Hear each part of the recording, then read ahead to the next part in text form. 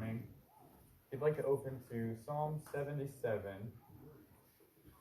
we'll be in Psalm 77 this morning.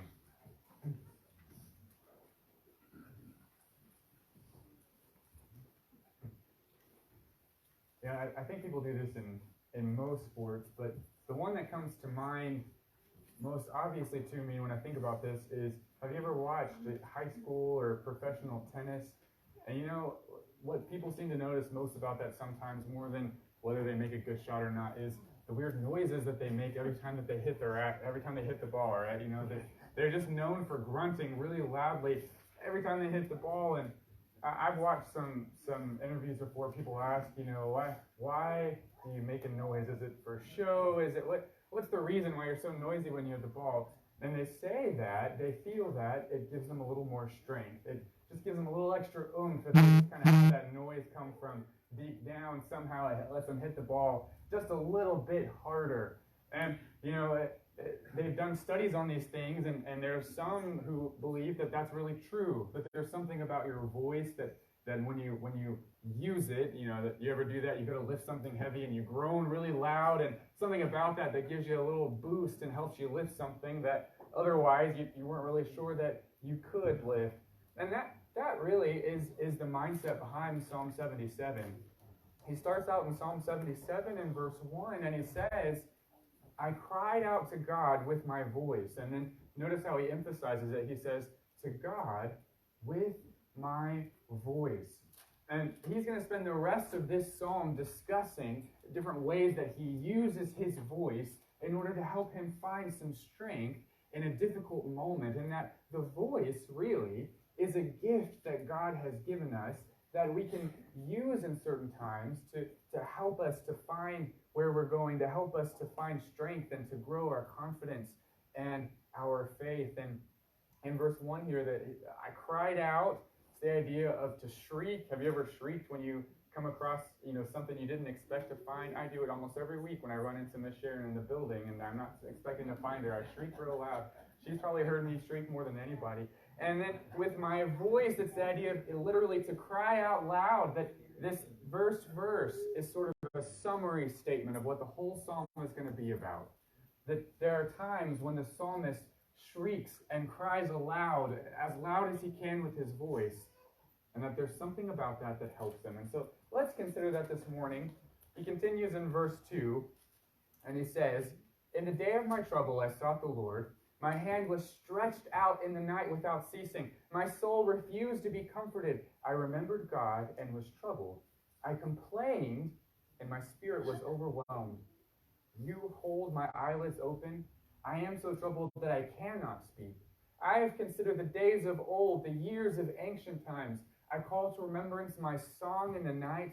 I meditate within my heart, and my spirit makes diligent search. Will the Lord cast off forever? Will he be favorable no more? Has his mercy ceased forever? Has his promise failed forevermore? Has God forgotten to be gracious? Has he in anger shut up his tender mercies? And I said, this is my anguish, but I will remember the years of the right hand of the Most High. I will remember the works of the Lord. Surely I will remember your wonders of old. I will also meditate on all your work and talk of your deeds. Your way, O God, is in the sanctuary. Who is so great a God as our God? You are the God who does wonders. You have declared your strength among the peoples. You have with your arm redeemed your people, the sons of Jacob and Joseph. The waters saw you, O God. The waters saw you. They were afraid. The depths also trembled. The clouds poured out water. The skies sent out a sound. The arrows also flashed about. The voice of your thunder was in the whirlwind. The lightnings lit up the world. The earth trembled and shook. Your way was in the sea, your path in the great waters, and your footsteps were not known. You led your people like a flock by the hand of Moses and Aaron. And so he tells us that God gave us this voice to help us to find strength in time of need. And the first way it does that is, my voice helps me to bring clarity. He starts in verse 2 saying that in the day of trouble, I sought the Lord. He was looking for God, looking for an explanation, looking for a reason, looking for help and strength in what he calls the day of trouble, the day of sorrow, the day of difficulty. He says, my hand was stretched out in the night without ceasing. And that's, Paul kind of talks about when he says, holy men who lift their hands in prayer. Kind of that idea, if you lift your hand out in prayer, what you're telling God is, you're saying, my hands are empty.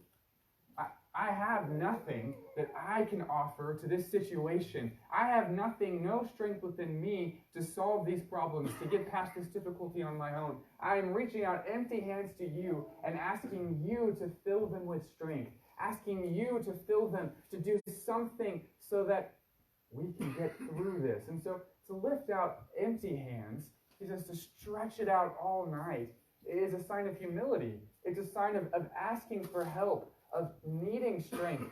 But he follows and says, my soul refused to be comforted. My soul, I wouldn't eat, I couldn't sleep. All I could do was think about this present trouble. And then in verse 3, he begins to describe what he does with his voice. He says, I remembered God, and I was troubled. I complained, and my spirit was overwhelmed. There's really three different words there that are used for what the voice does. And it's not quite so obvious in the English, but I want to kind of bring out what it does in the Hebrew because it's very clarifying to me, and it kind of gives it some practical value that would be missed otherwise.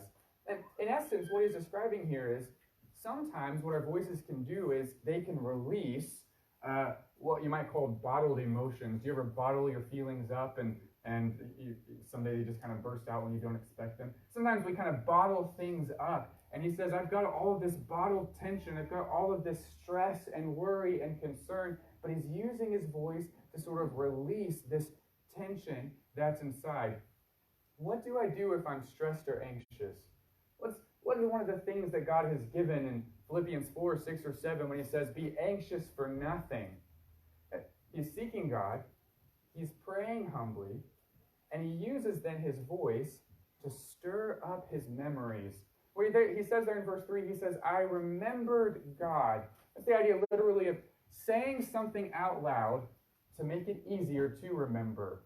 You probably do this when you meet a new person. That's always the advice they give. When you meet someone new, you say their names 3 times so that maybe you'll remember it. If you say it out loud, there's something about saying things out loud that makes it easier to remember. And so he's saying, I am using my voice. I am saying things out loud in order to bring to mind things that I can't remember because of the fog that comes with stress and anxiety, because of the cloud that is covering me as I'm trying to think through this. And he says in verse 3, I remembered and was troubled. And here, the idea of troubled is the idea that he was moaning, is literally what it says, that he was groaning and moaning out loud. You remember what Paul says in Romans chapter 8 when he talks about how we have the Holy Spirit who prays on our behalf? And he says sometimes all we know to do is to groan. We don't have words to express how we feel. We don't have words to express how stressed we are. All we can do is groan. But God knows what we mean. He knows what we're trying to say. He knows all of our thoughts and all of who we are. And so even when all we know to do is just to groan out loud in prayer, God understands exactly what we're trying to say and knows how to answer even just a groan. And it's kind of interesting because that sometimes they'll tell people if you are stressed, they'll tell you to hum. Something about just the act of humming that will help to kind of calm your nervous system down. And it's kind of closely tied to this idea. He's saying even if all we can do is just groan out loud, it's going to bring our nervous system down and help us to begin to have a sense of clarity, to be able to think a little bit clearer. And ultimately, that's what he's reaching for. In verse 3, when he says, I complained, really the idea behind that is he is kind of mumbling to himself. He's talking out loud to himself. Do you ever do that? Do you ever talk to yourself and then wonder if you're crazy right now? No, he's just under his breath, he's uttering and mumbling and thinking, and he has marked the thought. Here is my trouble. And he's remembered God, he said. Now, sometimes we do this, don't we? We think about God, but we only think about certain sides of God. He's thinking maybe about the flood. He's thinking maybe about the times when God brought destruction on people, about Sodom and Gomorrah, and he says, I groaned, because all he was thinking about was this one side of God. And so he says, to mutter to himself, to mumble to himself, to try to process and think as he's praying and talking quietly to himself, trying to understand what is inside. And he says, my spirit was overwhelmed. He follows that with verse 4, and he says, you hold my eyelids open. And that's the idea. He can't sleep. He's been awake all night thinking about this. And I am so troubled that I cannot speak. Now this word has the idea sort of to arrange words. And so when he says he can't speak, what he means is, I can't put together these thoughts in a way that makes sense. Right? I can't say it in a concise and in a simple and in a useful way. I know there's something that I know, but my stress is clouding it, and I just can't quite put it together. You ever feel that way? You're just so cloudy that things just don't make sense in a way that you know they should, or you know that they have before. They have made sense to you, but he can't quite put it together. And so he doesn't give up. He says in verse 5, I have considered, and again, that's the word for kind of mumbling to yourself. He is thinking out loud, trying to understand. I have considered the days of old, the years of ancient times. And then he says in verse 6, I call to remembrance my song in the night. And again, this is that same word from verse 3 about to say something out loud to help you remember it. And this is the pattern he's going to do over and over again. He says it out loud to remember it, and then he mutters to himself about it. He says it out loud to remember it, and then he mutters to himself about it. And you see what he's doing? He's honing his thoughts. He's trying to make sense out of things that don't make sense.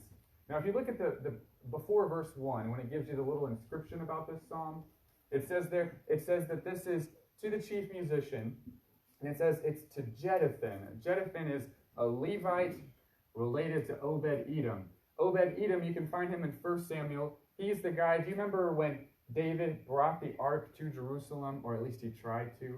And then they put it on the cart instead of putting it how they were supposed to on the poles. They put the Ark of the Covenant on a cart, and then it began to tip over.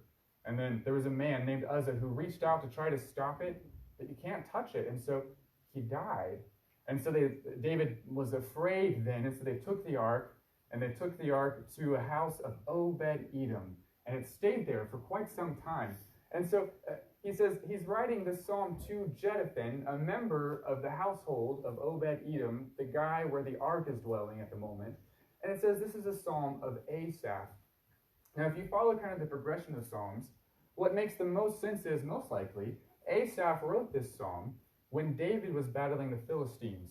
Because if this is the ark, say, he had battles right here with the Philistines. He had battles right here with the Philistines. He had battles right here with the Philistines. And there is the ark in the middle. Now, Asaph knows the story about Eli. Remember when the Philistines came and they took the ark away from Israel, and then Eli and his two sons died that day?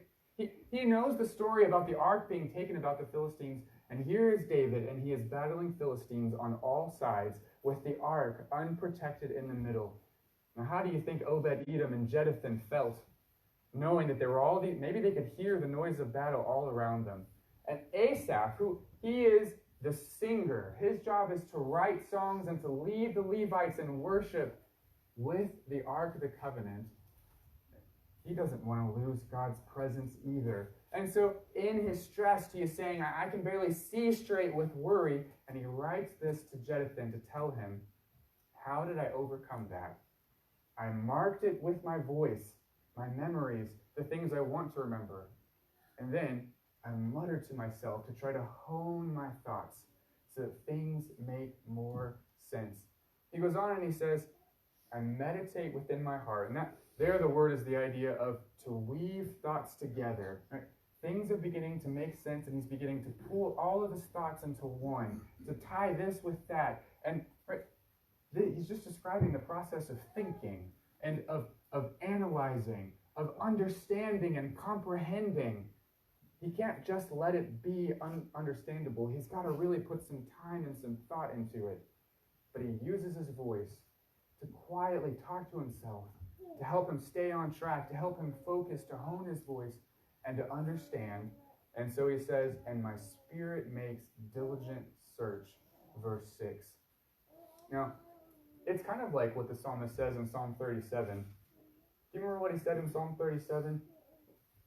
In Psalm 37, starting in verse 7, David says, rest in the Lord and wait patiently for him. Do not fret. And then he follows at the end of verse 8 and he says, do not fret. It only causes harm. He is fretting, and he knows he needs to get out of it. And so he is using his voice to help him think and focus so that he can understand what he's not understanding. And as he works to think and understand, he comes up with a list of questions that when he asks these questions, really to ask it is to answer it. Verse 7, will the Lord cast off forever? He has been thinking about God's nature, and he knows that is not who God is. The answer is clearly no. Will he be favorable no more? God has always been patient and forgiving. He knows the answer is no. Will his mercy cease forever? Has his promise failed forever? Has God forgotten to be gracious? Has he in his anger shut up his tender mercies? The answer to all of those, to a repentant heart, is always no. And he knows that. And that's why he follows up in verse 10. And he says, and I said. Remember, earlier in verse 4, he says, I cannot speak. I can't put this into the right words. I can't form the right sentence. But now in verse 10, now that he has marked the thought and muttered to himself, now that he has weaved the thoughts together and thought about it until he came to this place to ask these questions, he says, now I'm ready to say. Now I'm ready to put these thoughts together. And I said, this is my anguish. It's not that he denies that it's a difficult moment. It's not that he denies that he isn't struggling, that he isn't having a hard time. It's not that he is unrealistic. He's very realistic. This is my anguish. But he follows that with, I will remember the years of the right hand of the Most High. I will remember the works of the Lord. Here again, he's marking the thought, that same word. Say it out loud. Remember it better. Surely I will remember your wonders of old. Verse 12, I will also meditate on all your work. That's kind of a fun word. The word for meditate there is literally the idea of what cats do when they're happy. You know how cats purr and they make that noise, and you know that they're content with you petting them or whatever it is that's going on. That's the word that he used there. It's kind of the idea just to your voice purrs with pleasure. He has gone from anxiety and stress to being able to sort of to talk about this or think about this with pleasure. It kind of goes back to what he said in verse 6. Remember, he said, I call to remembrance my song in the night. It's kind of a singing word, that he's singing with pleasure about God. And that's, it's kind of interesting to think about the song. Asaph is the singer of Israel. That's his job. That's what he does. And so he wrote a lot of the Psalms. And he could be talking about any of them, any of the Psalms that he wrote. He could be talking about any kind of psalm. But I think in particular, if you go back to Psalm 73, I think in particular this may be the psalm that he was thinking of. In Psalm 73, Asaph is again struggling. I think perhaps he wrote this one after Uzzah died, and he's struggling because he says, starting in verse 2, as for me, my feet had almost stumbled. My steps had nearly slipped, for I was envious of the boastful when I saw the prosperity of the wicked. And he goes on to describe how he looked at the unrighteous and how they prospered in this life, how they were wealthy, how they had all the things that they wanted. And he began to question and say, what is even the point of being righteous? Why even follow God? When people like Uzzah, who mean well, die, and the wicked just keep on prospering and doing fine. And he goes on and he asks these questions until he gets to verse 17. He says, verse 16 really, he says, when I thought how to understand this, it was too painful for me until I went into the sanctuary of God. Then I understood. The closer that he draws to God, the more things make sense. I think very likely he's referring back to this psalm in Psalm 77 and saying, I began to sing with my voice. At verse 12, I was meditating, I was singing with pleasure all of your works. And then he says, and to talk of your deeds, again, to mutter under his breath to himself. He is reassuring himself, and as his voice grows, as he says more and more of the things that God has done, as he remembers God's mercy, as he remembers God's grace, as he remembers all the good that God has done, his confidence grows. His faith grows.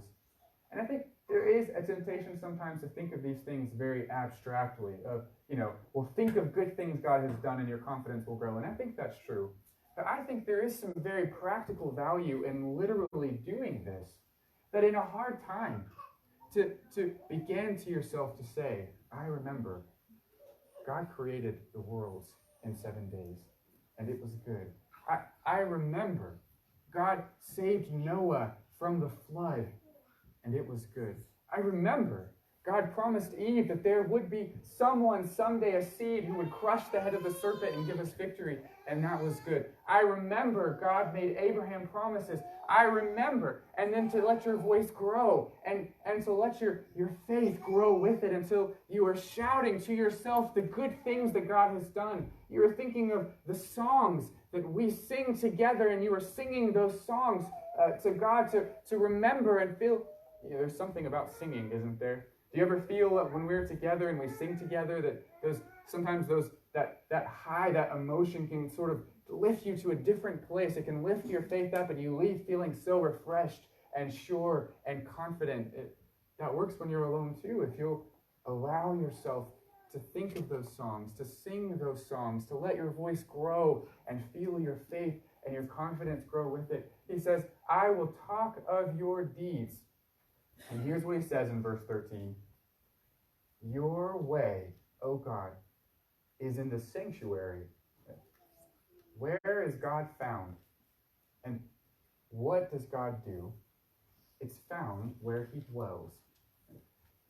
In Asaph's time, he dwelt in the Ark of the Covenant, which was currently, with Obed-Edom, being surrounded by battles with the Philistines. And he feels afraid until he remembers, isn't God just powerful? If God has allowed the Ark of the Covenant to be there, among all of those battles, can't God handle that? Isn't his way wherever he chooses to be? Can't he protect himself? When the Philistines took him during the time of Eli, wasn't it because God allowed that to happen? And didn't it end up, the Philistines brought it back because, God kept knocking over the statues and they were sick and they had rats, and God worked in his providence to bring himself back. Your way, the way that the Ark of the Covenant goes, is protected by God. He is in control. And that's why he says in verse 13, who is so great a God as our God? You are the God who does wonders. You have declared your strength among the peoples. You have with your arm redeemed your people, the sons of Jacob and Joseph. Who can save God as if he needed saving? God is in control. God will keep that safe. More importantly, who can redeem us? Who is the only one who can save us? God and God alone. Asaph didn't have to save Israel. He didn't have to save the Ark of the Covenant. Staying up all night worrying wasn't going to change one inch to his height, one hair on his head, or one fact about his current situation that he was so stressed about. Do not fret. It only does harm. And so he spent that time instead remembering who God is and remembering Asaph couldn't save the Ark of the Covenant. Asaph couldn't save God's people, but God could, and God does. And his voice helped him to say this out loud so that he could see it clearly. Sometimes it's in the worst parts of life that we forget the most important things. Your voice can help you remember what your brain is having trouble thinking. And ultimately, it pointed him to hear God's voice louder than any other voice.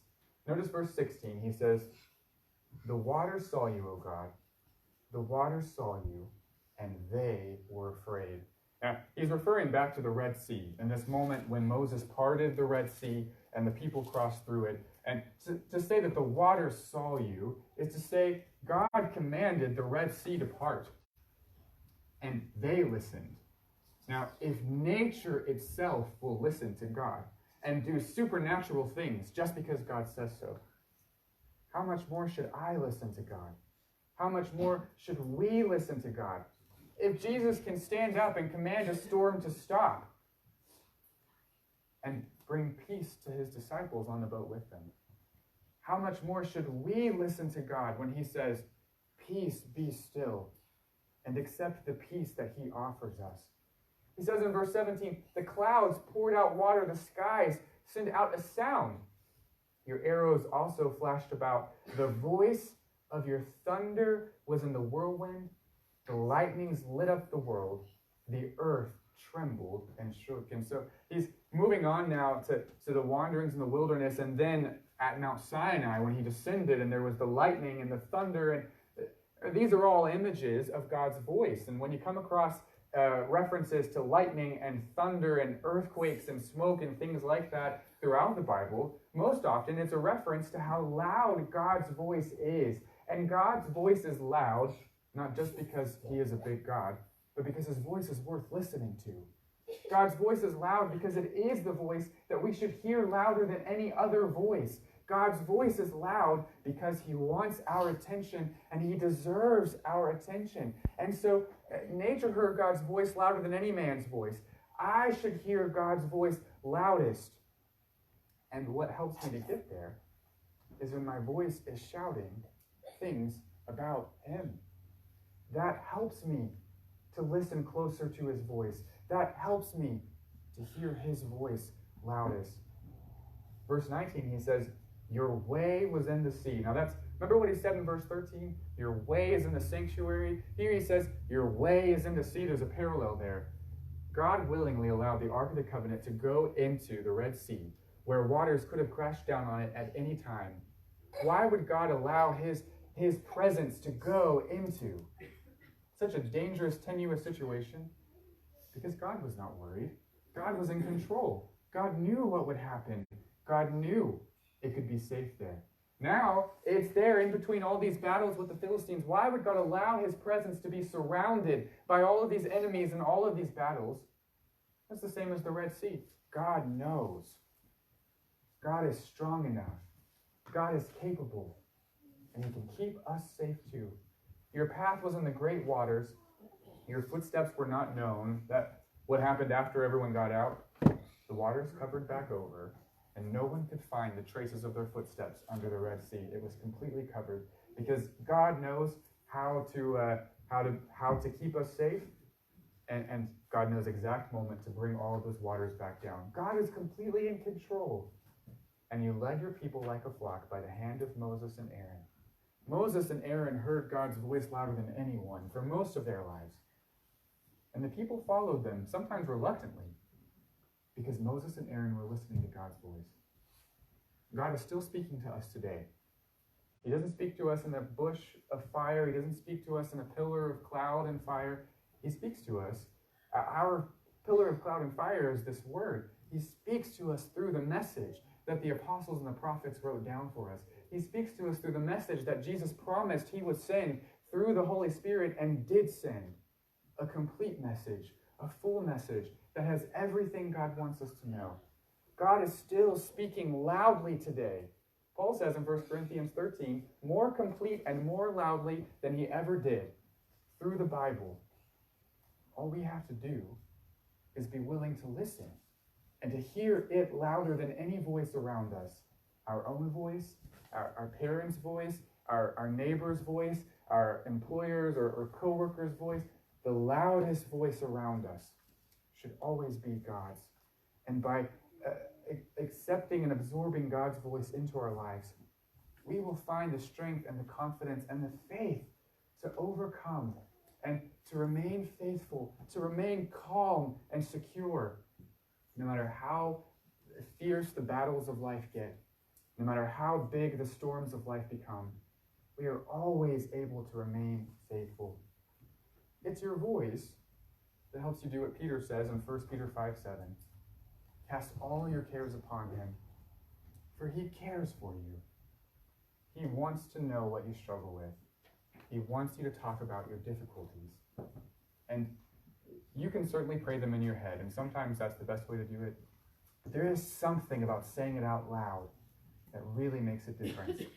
And this morning, you can come forward to us and you can say out loud to me or to one of the elders the things that you're struggling with. If you need the prayers of the saints, if you need counsel, if you need to repent, if you need to put on Christ in baptism, you can come forward this morning and we can help you with that. We ask that you do so now as we stand and as we sing.